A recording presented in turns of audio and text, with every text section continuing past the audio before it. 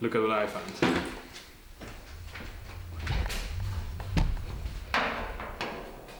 Ta-da! Done.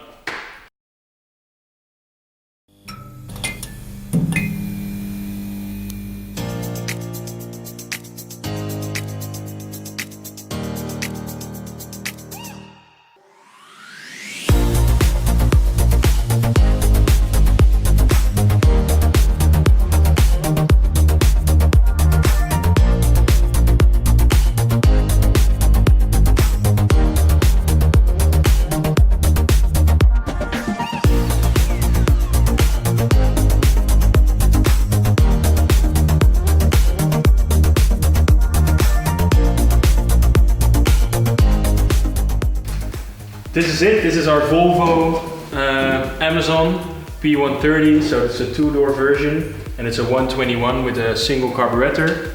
It's built in 1965. It's been driven by multiple owners and now it traveled for the first time in 15 years and it traveled here. So now it's in our garage. So I want to quickly take you around the car, just have the look at the things at least I know of. I'll miss loads of things. You will point me out in the video. But yeah, so let's start with the most important part. Here's the engine.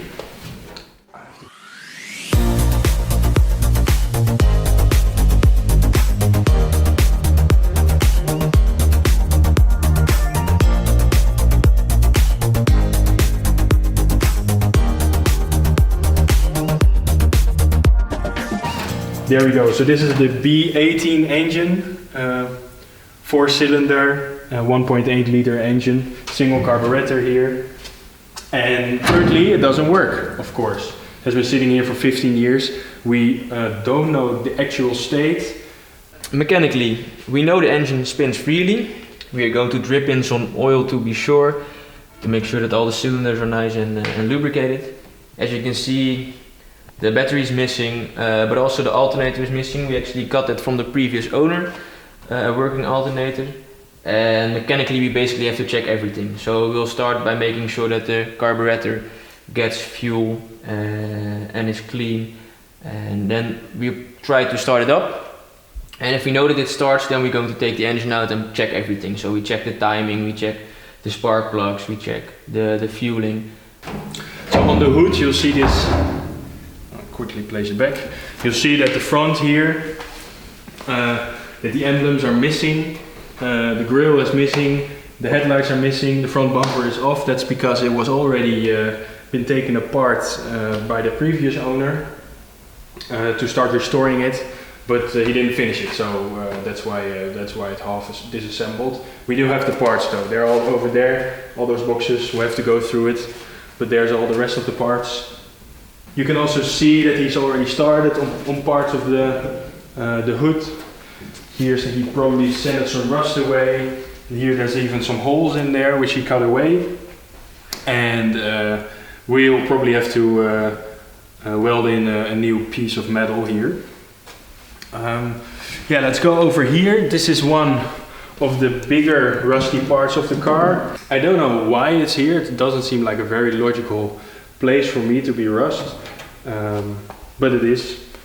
We have the tires. The tires are the original small tires. Loads of Amazons come with the larger tires. They are wider. We have the small ones with the original rims and original caps as well. Maybe we'll have a look inside. Let's go.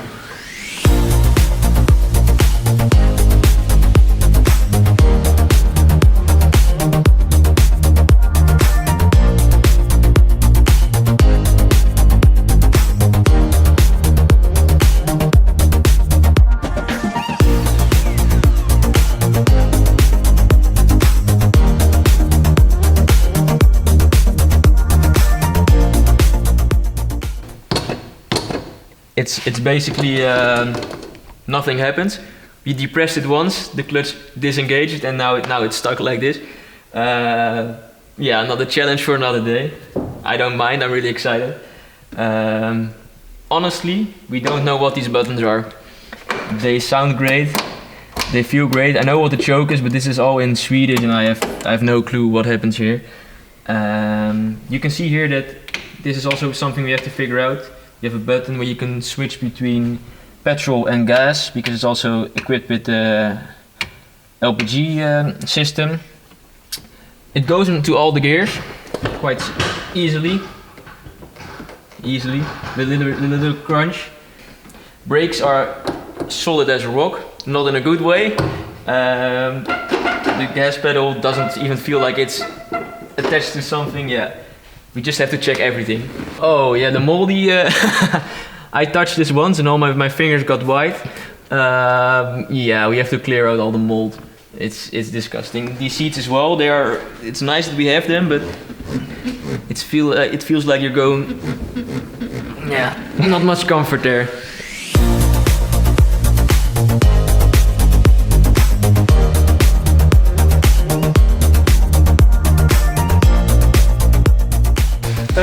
Yeah, so here with the back of our car, this area looks quite good. It is compared to the front where we had loads of rusty areas. The rear is not so bad. You see some surface rust here and there. You see some minor repairs already. But if we look in here, it does open up. You can see that it's dirty, but it's not really rusty. Like all the sides here, they're intact and not rusted at all. They're just dirty, so there's not a lot of work on the rear compared to the front. All the chrome strips, they're complete. You see a lot of them missing, but there's a couple of them in the car, there's a couple of them delivered with the car. So we do have all the chrome strips. Here in the front, we have the other door, also has some rust here and there. Same as the rust here. I think this and same area on the other side is the worst area with rust we need to address. But that's not it's not very visible right now. And yeah, then we're back at the front. It's a little overwhelming for us still to see, but man, like we're so happy. Like Super excited. I don't know what to say. This is our car.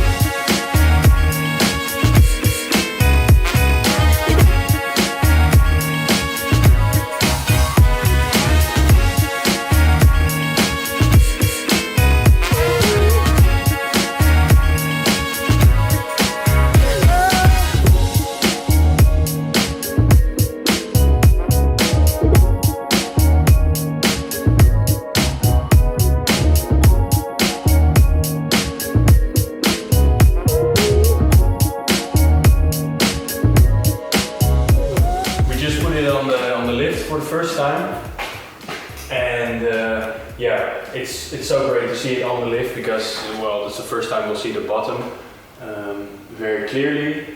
And there's I think one major issue we found out. I want to take you through it. It's in this area right here. I think we said it before, but the previous owner, he suspected that something has happened here in this area because the wheel was a little bit crooked.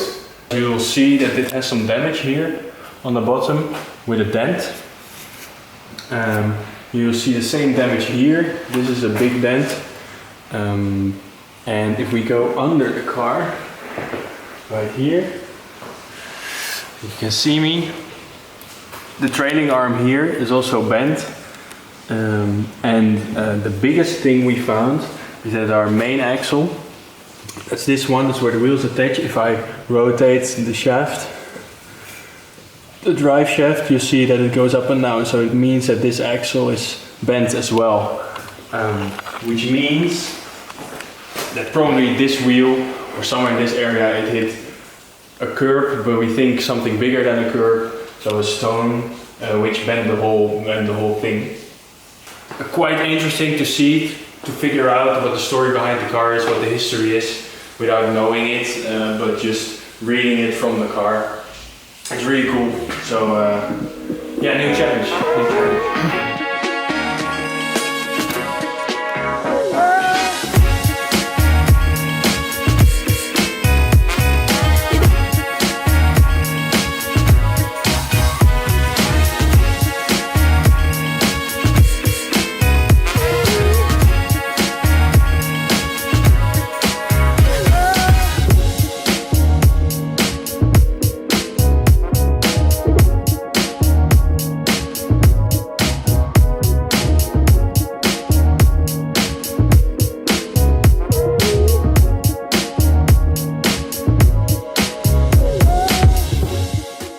Here we are in front of the car.